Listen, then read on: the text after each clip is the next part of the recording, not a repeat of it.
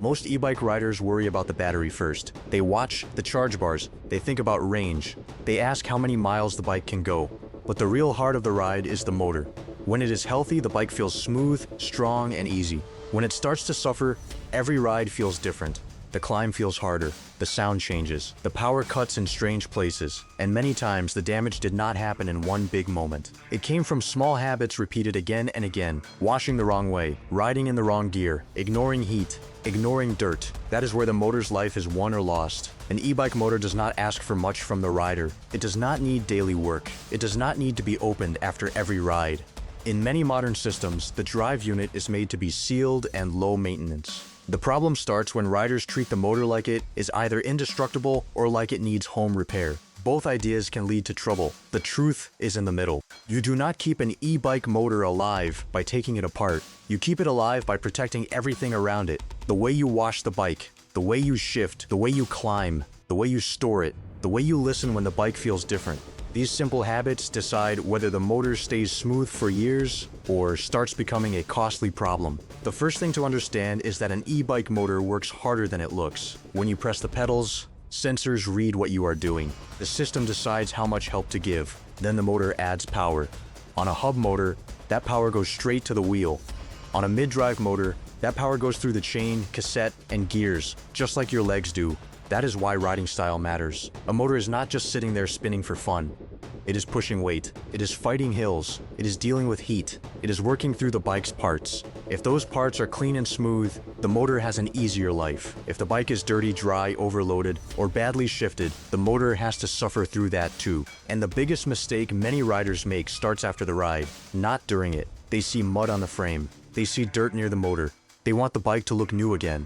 So they grab a pressure washer and blast it clean. It feels right.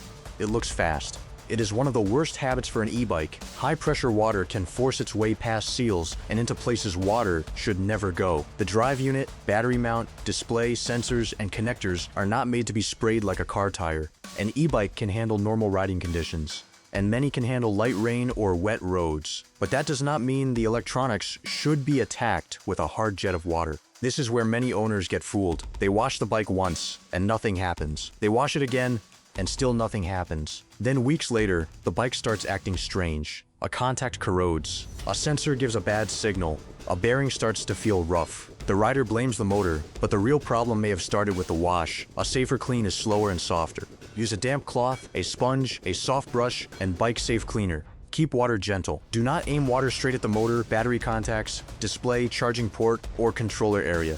After cleaning, dry the bike. Let the contact points breathe. If the battery was removed, make sure the mount area is clean and dry before putting it back. A clean bike is good. A soaked motor is not. But water is not only a washing problem, it is also a storage problem. Many riders finish a wet ride and park the bike in a cold garage, a tight shed, or outside under a weak cover. They think the ride is over. For the bike, the risk may just be starting. Wet dirt can hold moisture against the bike. Water around connectors can sit longer than expected. A battery mount full of grime can stop contacts from drying properly. Over time, that moisture can cause corrosion and small electrical problems. This is why drying matters. After a wet ride, wipe the bike down. Check around the motor area. Check the battery mount. Look at the charging port cover. Make sure the bike is not stored in a place where water keeps dripping or collecting. If the bike rode through deep puddles, heavy rain, or flooding, it should be checked with more care. Do not treat water like a small detail. Water damage can be quiet. It does not always show itself right away. It can wait, spread, and then appear later as a strange error, weak assist, or a motor that cuts power at the worst moment. Then there is dirt. Dirt looks harmless. It is part of riding. But on an e-bike, dirt can turn into drag. Drag turns into heat. Heat turns into wear. And wear turns into money. This is especially true on mid-drive e-bikes. A mid-drive motor sends power through the drivetrain. That means the chain, chainring, cassette, and derailleur are not only carrying your leg power, they are also carrying motor power. If the chain is dry, rusty, stretched, or packed with grit, the whole system becomes rougher. The motor keeps pushing, but it is pushing through a bad path. A dirty chain can waste power. A stretched chain can wear the cassette faster. A dry chain can make noise, skip, and feel harsh. All of this makes the bike feel worse and can add stress to the parts around the motor. The fix is simple, but many riders avoid it. Keep the chain clean. Lubricate it the right way. Wipe off extra lube so it does not attract more dirt. Check for chain wear before it gets too bad.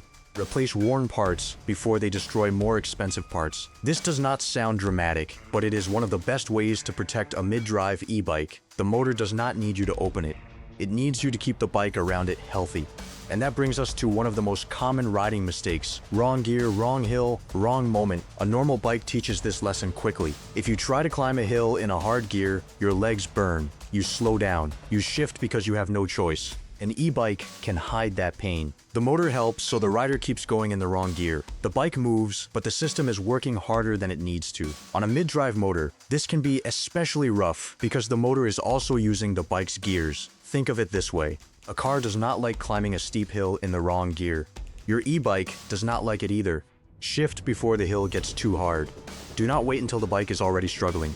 Use an easier gear. Keep a steady pedal rhythm. Let the motor spin in a healthy range instead of forcing it to push slowly under heavy load. This one habit can change the life of the bike. If your motor sounds like it is fighting, if the bike feels like it is crawling under strain, or if the assist feels heavy and hot, that is a sign to change how you are riding. Lower the gear. Lower the assist mode. Give the system a better chance. This matters even more on cargo e-bikes, fat tire e-bikes, and bikes carrying extra weight. Changes everything. A rider, a backpack, a child seat, groceries, tools, or cargo bags all add load. The motor does not care why the bike is heavy. It only feels the work. More weight means more effort on starts, hills, soft ground, and stop-and-go riding. That does not mean you cannot carry things. Many e-bikes are built for that. But the rider has to respect the limits, stay within the bike's rated weight limit. Use lower gears when starting with heavy loads, and do not attack steep hills in the highest assist mode. Power is not a license to abuse the machine, and heat is the silent enemy that proves it. A long, steep climb, high assist, heavy weight, and low speed can force the system to overheat. Some e-bikes protect themselves by cutting power or showing a warning. That shutoff is not the bike being weak. It is the bike trying not to destroy itself. When that happens, do not keep forcing it. Stop and let the bike cool. This is a hard truth for many riders. The highest assist mode is not always the smartest mode. It is there when you need it, not as a permanent answer for every hill. A motor that is always asked to do maximum work will not have the same life as a motor that is used with care. The rider's legs should still be part of the system. The motor is help, not a replacement for all effort. There is also a small habit that can save a lot of trouble. Listen, a healthy e-bike has a normal sound. It may hum, it may whir, it may make light gear noise, but the rider usually learns what normal feels like. When that sound changes, pay attention. Grinding, clicking, rubbing, sudden loud motor noise, skipping chain, slipping gears, or a new vibration should not be ignored. Sometimes it is not the motor at all. It may be a loose bolt, a worn chain, a bad bearing, a bent derailleur hanger, a loose spoke, or a brake rubbing. But if you ignore it, one small problem can become a bigger one. A rubbing brake makes the motor work harder. A bad bearing adds drag. A loose part can damage nearby parts. A worn chain can hurt the cassette. A bad sensor can make assist feel strange. Many motor problems start as bike problems. That is why regular checks matter. Before rides, look over the bike. Are the tires firm? Are the brakes rubbing? Is the chain dry? Is the battery locked in place? Is there any error on the display? Is the charging port cover closed? Do the pedals turn smoothly? Does the bike feel normal when rolled forward? These checks take less time than fixing a failed ride. The first service after buying an e-bike is also more important than many riders think. A new bike settles after use. Cables can stretch, bolts can loosen, brakes can bed in, the drivetrain can need adjustment. Bosch says many dealers offer an initial inspection around 4 weeks after purchase, or after about 186 miles, which is around 300 kilometers. That early check can catch small problems before they become expensive. After that, service should match the bike's use. A commuter in clean city streets may need less attention than an e-mountain bike ridden through mud. A cargo e-bike carrying weight every day may need more checks than a weekend leisure bike. A bike used in rain, dust, salt, heat, or rough trails needs more care. There is no one rule for every rider, but there is one principle that always works. Do not wait until the bike fails to care about maintenance. Now, we need to talk about the motor itself. Many riders search online and find videos of people opening motors, adding grease, changing bearings, or fixing parts at home. Some of those people know what they are doing. Many do not. For most riders, opening the motor is a bad idea. It can void warranty. It can damage seals. It can introduce dirt. It can make water protection worse. It can create electrical problems. And if the motor uses special tools, software, or service steps, home repair can turn a small issue into a dead drive unit. Yamaha says its e-bike drive unit is basically maintenance-free and does not need regular greasing. That idea matters. The rider's job is not to take the motor apart. The rider's job is to keep the whole bike in good condition. If the motor shows errors, makes abnormal noise, loses power, or acts strange, use a trained e-bike shop. This is even more important with systems from major brands that use diagnostics. A dealer can read fault codes, check updates, inspect sensors, and see problems the rider cannot see from the outside. Trying to guess can cost more than getting the right check early. Battery care also affects how the motor feels. The battery does not just decide range, it feeds the whole system. If the battery is weak, too hot, too cold, badly stored, or not making good contact, the motor may not perform well. The rider may think the motor is dying when the problem starts with power supply. Keep the battery clean and dry. Do not store it in extreme heat. Do not leave it fully empty for long periods. Do not charge it while it is wet.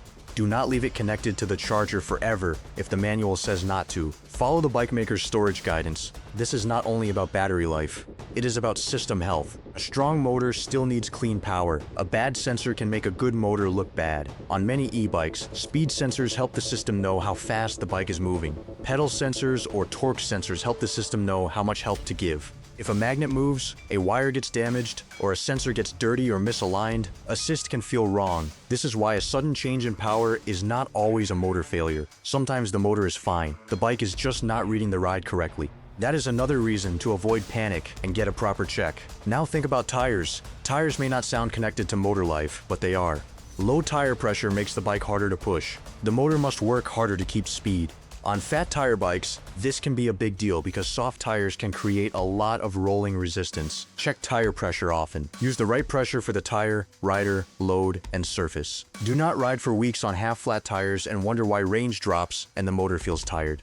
Everything that adds drag asks more from the motor.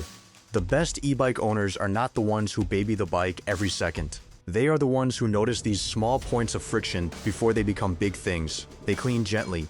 They dry the bike. They shift early. They avoid forcing max assist for long climbs. They keep the chain healthy. They check tires. They listen for changes. They get service when needed. And they do not open the motor just because a video made it look easy. That is the real secret. An e-bike motor lasts longer when the rider stops treating it like a mystery box and starts treating the whole bike like one connected system. The motor, battery, chain, gears, tires, brakes, sensors, and rider all work together.